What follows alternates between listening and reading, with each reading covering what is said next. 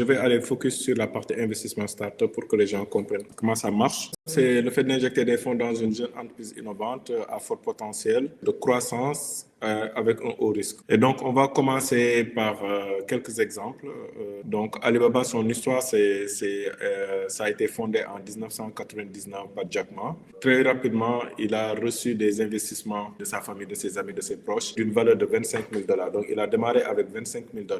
Juste un an après, tellement il était sur un marché à fort potentiel, un an après, il a fait une levée de fonds de 20 millions. Donc, à partir de ce moment venu, pour lui porter main forte, pour qu'il puisse développer très rapidement son business avec une valorisation de 25 milliards de dollars. Donc, au moment où ils entraient en bourse, le volume d'actions est là de valoir. Donc, sa valeur est montée jusqu'à 25 milliards de dollars. Aujourd'hui, on dit qu'Alibaba vaut 250 milliards de dollars. Moi, j'aime bien m'amuser pour dire, OK, ceux qui étaient là en 99, qui avaient mis peut-être $1,000, on s'imagine le facteur multiplicateur qu'ils auraient eu, qui serait énorme, peut-être de fois 100, voire fois 1000, leur mise. Donc ça, c'est un des cas. Ensuite, quand on part un peu au niveau de l'Afrique, surtout en Afrique de l'Ouest, on a une structure comme Wave. Donc Wave, qui est une entreprise fondée effectivement par des Américains, mais qui est aujourd'hui la première licorne en Afrique de l'Ouest. En 2021, Wave a fait une levée de fonds de 200 millions de dollars. Et 3 ans après, on se dit que c'est une boîte qui est évaluée à 1,7 milliard en valeur.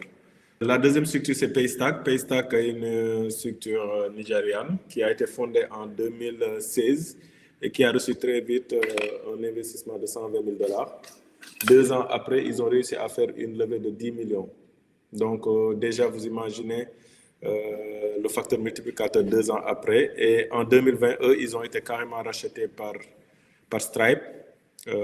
Donc, Paystack est sur le paiement mobile money, paiement par carte bancaire au Nigeria, quasiment 4 ans après sa création, ce qui fait un facteur multiplicateur minimum de x10 pour ceux qui étaient là en 2016 ou bien voire en 2018. Donc voilà un peu ce qui se passe en termes d'investissement et quelle est la vie des startups et surtout des investisseurs qui sont derrière ces startups-là. Comment est-ce qu'ils peuvent fructifier leur argent? Maintenant, on fait un zoom au Sénégal, là, on fait un coucou à tous ces gens-là que nous connaissons personnellement, qui sont des start-upers sénégalais, qui ont tous réussi à faire des levées de fonds. Pour ceux qui ne savaient pas, les Sénégalais commencent à bien se distinguer dans ce domaine-là. Et les plus célèbres, en tout cas ceux sur lesquels je vais faire un focus, sans pour autant ne pas négliger ceux que les autres, parce que tous c'est des champions, c'est tous des champions. Nous avons Socium aujourd'hui, qui est une start-up qui travaille sur une solution de gestion RH, gestion pays pour les entreprises, et donc qui a levé 1 million d'euros en 2022. Juste 2 ans après, fait une levée de 5 millions. Ce qui pourrait être apparenté en tout cas à un facteur multiplicateur pour les investisseurs en 2022 de minimum x2, x3 ou un peu plus. L'Africa Mobile aussi est une start-up sénégalaise qui a beaucoup travaillé sur des services à valeur ajoutée et aujourd'hui qui se lance dans l'intelligence artificielle, a fait une belle levée de fonds en 2024 de 7 millions de dollars. Donc, je fais un coucou à Malik, qui est un champion persévérant. Donc, tous des gens qui sont là dans l'écosystème depuis des années, qui se sont battus. Et c'est aujourd'hui, en tout cas, que l'on voit, en tout cas, leur effort être récompensé. Donc, vous avez Paps aussi, peut-être que que plein de gens connaissent. Paps qui a levé en 2022 4,2 millions, donc presque plus de 2 milliards de francs CFA, et qui est dans la logistique, qui a vu des structures comme Google entrer dans son capital, Sonatel, etc. Ion aussi, Sonatel est rentré dans son capital. Chargel aussi dans la logistique. Ils sont pleins de champions, plein d'autres. Si vous voulez voir plus de détails sur leur article, c'est sur Social Net Link. C'est de très belles histoires. Et on espère en tout cas, comme le disait le CEO, que en tout cas leur énergie puisse arriver sur Corée et qu'on leur emboîte le pas dans ce domaine des levées de fonds pour tous être des champions qui vont rendre fiers non seulement le Sénégal, mais on parle de l'Afrique actuellement. Voilà. Merci Marcus.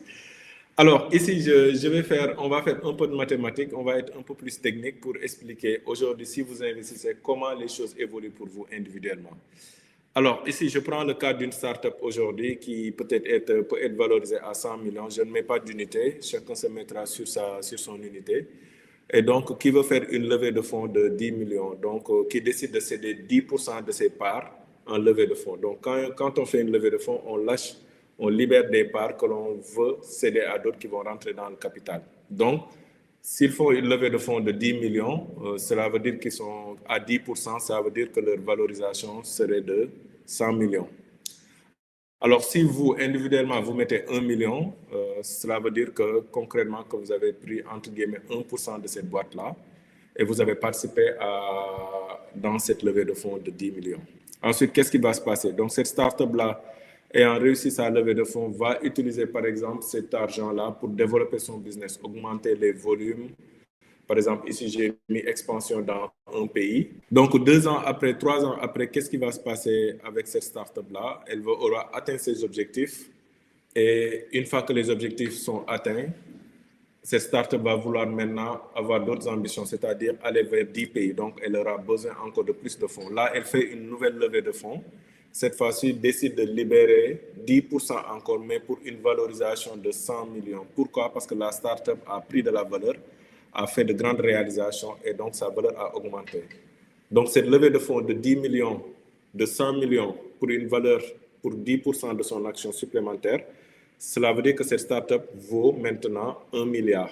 Alors, de grosses entreprises vont rentrer dans le fonds, vont vouloir acheter ces 10%. C'est là où c'est intéressant pour vous. Et aujourd'hui, voilà que ce pourcent-là va être valorisé à 10 millions. Donc, entre guillemets, vous avez fait quoi?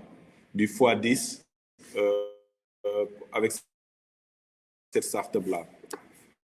Maintenant, ce qui est intéressant, c'est ce qui va se passer, le prochain slide. Ça veut dire qu'à partir de ce moment qu'ils vont faire une levée de 100 millions, vous aurez le choix. Vous aurez 3 choix. Est-ce que vous allez sortir du capital aujourd'hui 10 millions pour faire x10? Vous aurez le choix. Ou bien vous décidez, vous êtes un peu plus smart, vous dites que non, je vends la moitié de mes parts, c'est-à-dire 0,5%, et je garde la moitié parce que je veux continuer encore l'aventure. Là, vous faites du x5 et vous avez encore des parts dans l'entreprise. Donc, voilà de façon technique, mathématique, comment est-ce que votre investissement aujourd'hui va évoluer avec cette boîte, avec nous. Et en tout cas, on y croit fort. On pense que le marché sur lequel nous sommes, c'est un marché qui est porteur, qui va faire sens. Et tant qu'on aura des diasporas, tant que des gens quitteront des pays pour aller d'autres, c'est un sens.